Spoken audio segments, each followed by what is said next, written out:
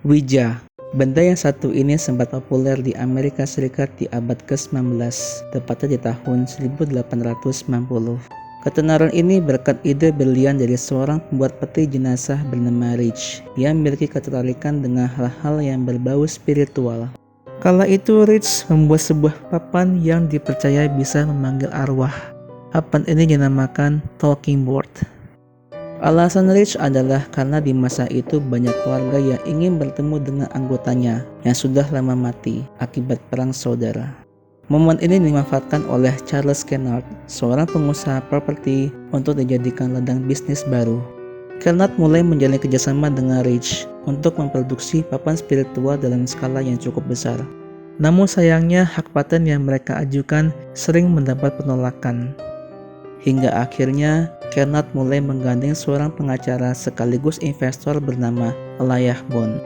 Elijah memiliki saudari iparnya bernama Helen Peters yang katanya memiliki kemampuan supranatural. Helen mengklaim bahwa dirinya pernah berinteraksi dengan makhluk tak kasat mata menggunakan papan spiritual ini. Helen bercerita bahwa papan tersebut mengeja namanya dengan sebutan Ouija yang artinya semoga beruntung. Dari sini Kennard mendapat kesempatan emas untuk meraih hak patennya yang sudah lama ia incar. Helen membantu Kennard untuk meyakinkan lembaga hak paten Amerika atau disingkat HAKI dengan mendemonstrasikan ritual papan Ouija. Akhirnya hakim menyetujui dan resmi memberi legitimasi kepada Kennard beserta pendiri Kennard Novelty Company lainnya, termasuk Elijah Bond. Kennard Novelty ini adalah perusahaan pertama yang memproduksi papan Ouija. Namun nasib berkata lain, nama Kennard telah dihapus dari perusahaannya yang sudah lama ia bangun. Di sejarah ini tidak disebutkan alasannya mengapa Kennard dikeluarkan dari perusahaannya. Tapi setelah waktu 2 tahun, perusahaan ini diambil alih oleh mantan pekerjanya bernama William Fuld dan ia mengubah nama perusahaannya menjadi The Ouija Novelty Company. Pertanyaannya, apakah Fuld memakai guna-guna untuk menyingkirkan Kennard? Tulis di kolom komentar. Fuld mampu membuktikan bahwa di bawah kepemimpinannya, produksi papan Ouija mengalami peningkatan yang sangat pesat.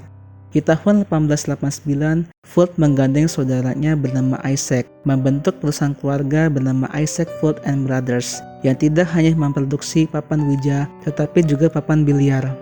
Namun sayangnya di tahun 1901 terjadi konflik internal antara Fuld dan Isaac, hingga akhirnya mereka berdua pecah kongsi dan membentuk perusahaannya masing-masing. Tapi keduanya sama-sama memproduksi papan spiritual. Bedanya Fuld tetap mempertahankan brand Ouija, sedangkan Isaac menamakan Oriole. Walaupun Ouija mendapat profit lebih dari $1 miliar di tahun 1920, Fuld masih terus berinovasi. Ia meluncurkan produk serupa dengan Ouija versi low budget, dinamakan Oracle. Selain itu, ia juga mendirikan toko perhiasan Ouija Jewelry dan produk lainnya. Ketenaran Ouija tidak sebanding dengan penderitaan Fuld. Di tahun 1927, Fuld tewas terjatuh saat memantau pemasangan flagpole di pabrik ketiganya yang baru ia bangun.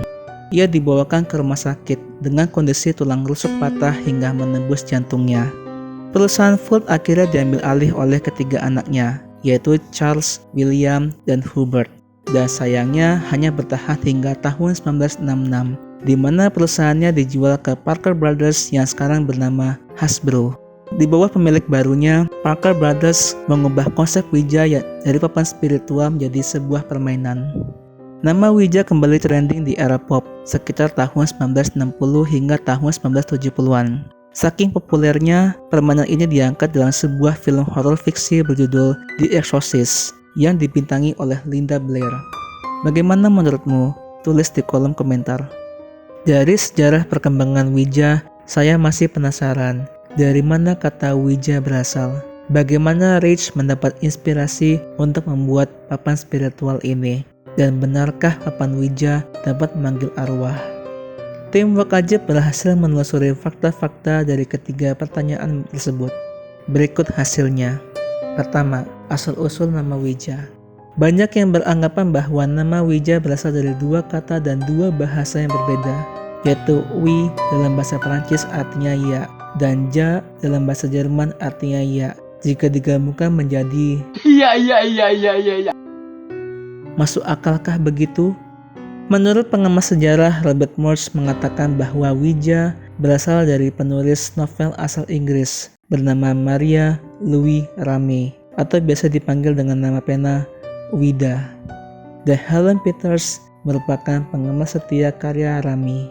Saking terpikatnya, ia membuat sketsa wajah penulis beserta cerita yang dikarangnya. Sketsa ini ia tunjukkan ke Kennard tentang sosok Ouija yang sebenarnya. Membagongkan kan? Bagaimana menurutmu? Tulis di kolom komentar. Kedua, terciptanya papan Ouija. Berbagai sumber sejarah menghubungkan penemuan Ouija dengan ritual memanggil arwah yang biasa dilakukan oleh bangsa Tiongkok di zaman dinasti Song. Ritual ini dinamakan Fuji, di mana dua orang secara tidak sadar tangannya bergerak sendirinya dan menuliskan beberapa huruf menjadi sebuah jawaban. Walaupun menggunakan metode yang serupa, tapi sebenarnya Rich terinspirasi dari Fox Sisters yang lebih dahulu menggunakan papan untuk memanggil arwah. Metode yang mereka gunakan adalah table turning, di mana semua peserta meletakkan tangannya di atas planchet, sebuah papan kayu berbentuk hati, dan terdapat lubang untuk pensil. Peserta tersebut mulai membacakan mantra. Jika arwahnya datang, maka planchetnya bergerak sendiri dan mulai menuliskan sebuah petunjuk di atas kertas. Momen ini yang mendorong Rich menciptakan papan spiritual dengan modifikasi papan dengan huruf alfabet dan angka, serta terdapat kata yes dan no sebagai jawaban. Jika permainan selesai, maka planchetnya diarahkan ke kata goodbye. Bagaimana menurutmu? Tulis di kolom komentar. Ketiga, kehadiran arwah di ritual Ouija. Tak sedikit peristiwa yang dialami peserta ketika menjalani ritual Ouija. Banyak yang mengalami kerasukan hingga ada yang niat untuk bunuh diri. Tapi ada juga yang skeptis pada fenomena ini dan dinilai terdapat unsur kesengajaan. Dari sini saya bagi dua kelompok. Kelompok pertama yang percaya akan hal-hal mistis atau biasa disebut external locus control. Kelompok kedua yang skeptis dan cenderung rasional atau biasa disebut internal locus control. Menurut kelompok pertama, setiap fenomena gaib yang terjadi pasti ada peristiwa di lingkungan tersebut, dan ini bisa ditelusuri dari jejak sejarah. Menurut kelompok kedua, fenomena gaib ini sebenarnya tidak ada dan bisa dibuktikan dengan sains.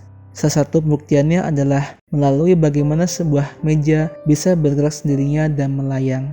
Fenomena ini diterapkan oleh Michael Faraday dengan metode yang sangat sederhana, hanya dibutuhkan meja yang sangat ringan dan letakkan tangan di atas meja. Dalam hitungan beberapa menit, mejanya terlihat terangkat sendirinya.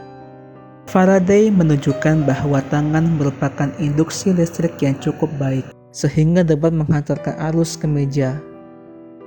Namun masalahnya peserta tidak sadar bahwa mereka sendiri telah mengangkat mejanya. Hal itu dikarenakan peserta sudah terbawa perkataan dari pelakunya atau istilahnya dihipnotis. Itu yang dinamakan efek ideomotor. Efek ideomotor terjadi ketika otak dan tangan tidak sinkron atau tidak berjalan dalam waktu yang bersamaan. Ini merupakan bagian dari permainan otak, di mana pelaku sengaja mendorong peserta yang tidak sadar untuk melakukan perintahnya, seolah-olah pesertanya dapat merasakan kehadiran arwah yang diinginkan. Cara ini diterapkan oleh Fox Sisters saat membantu keluarga korban yang kehilangan anggotanya akibat perang saudara. Bagaimana menurutmu? Apakah kamu dari kelompok pertama atau kelompok kedua? Tulis di kolom komentar. Dari fenomena ini bisa disimpulkan bahwa Ouija adalah sebuah brand, bukan tradisi turun-temurun. Sekian dulu kisah wajib kali ini. Jangan lupa like, share, dan subscribe channel Wakajib serta nyalakan loncengnya untuk mendapat update terbaru dari Wakajib. Sampai jumpa.